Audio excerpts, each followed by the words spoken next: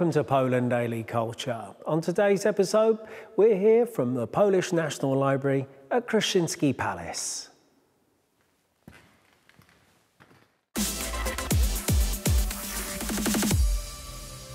The National Library of Poland is the central Polish library, subject directly to the Ministry of Culture and National Heritage of Poland. The library collects books, journals, electronic and audiovisual publications published in Poland, as well as Polonica published abroad. It is the most important humanities research library, the main archive of Polish writing, and the state's center of bibliographic information about books. It also plays a significant role as a research facility. It is an important methodological center for other Polish libraries. The National Library receives a copy of every book published in Poland as legal deposit. The first attack of the war fell on the Kraszyński Library in September 1939 during the Siege of Warsaw.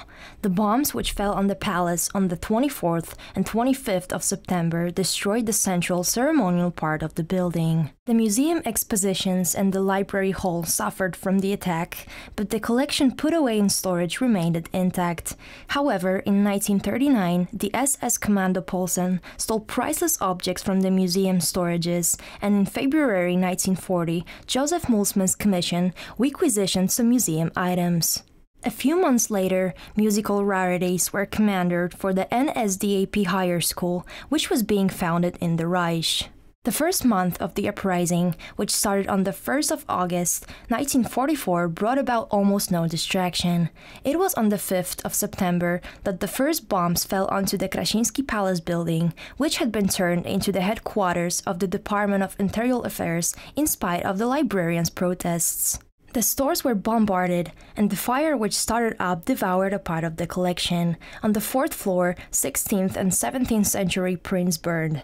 On the 3rd floor, the Czwartyński library collection from Milanów perished, together with the remains of old prints and musical scores which had not been transported into the basements. The 2nd floor saw the destruction of manuscripts from the 19th and 20th centuries.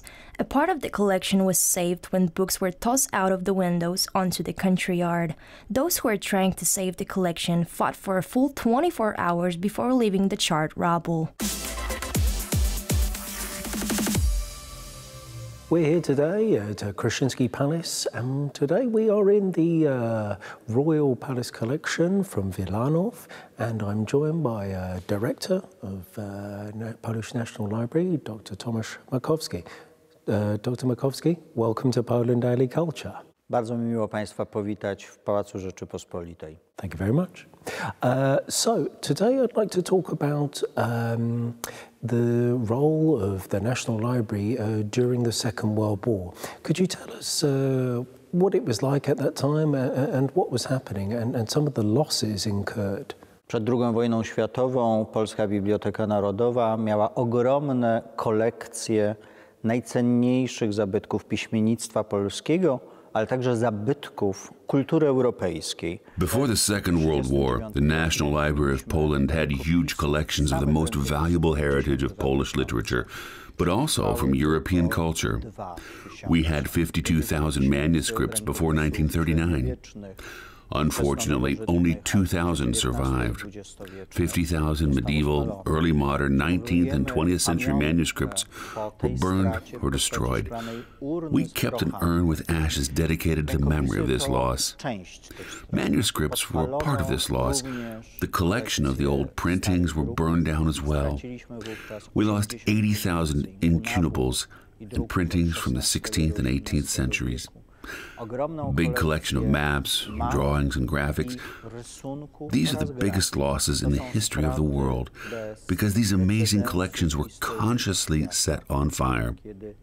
Only a part of them was destroyed by the explosions during the Second World War because a great majority of the collection of the Polish National Library was intentionally set on fire.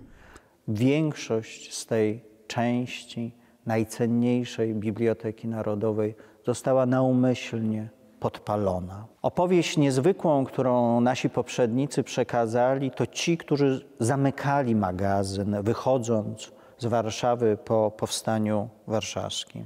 People who worked here before told us an amazing story about people who were closing warehouses right before leaving Warsaw after the January uprising. Were the ones who were opening them on January 1945. They saw the shelves, the same books that they saw when they closed the warehouses. Sometime later, they saw incinerated books falling from the metal shelves. Books don't just burn, they incinerate. We lost back then a huge part of the Polish memory and the world's culture. English, Italian, and French manuscripts and printings burned as well. People didn't speak much about the loss during the period of the Polish People's Republic. Today, we have to remember that no one will ever read these manuscripts. They are a complete and irreplaceable loss. The National Library is only a part of the loss. 70% of the Polish libraries were destroyed during the Second World War by Germans or by Russians. The library's heritage was intentionally set on fire, burned down due to explosions, but theft also accounts for some of the losses. We're finding fragments of what we had here in the library in different places, in different countries. But those are only small pieces and leftovers from thousands of the amazing treasures that we had in the Polish National Library.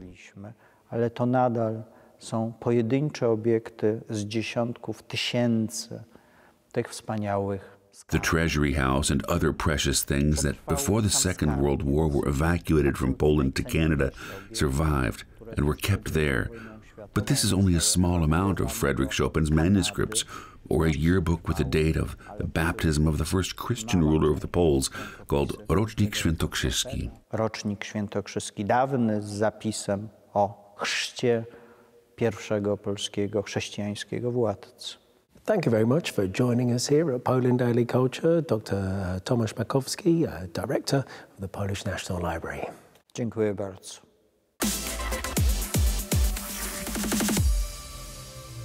Thank you very much for joining us at Poland Daily Culture. Join us again tomorrow when we take another journey through Polish culture.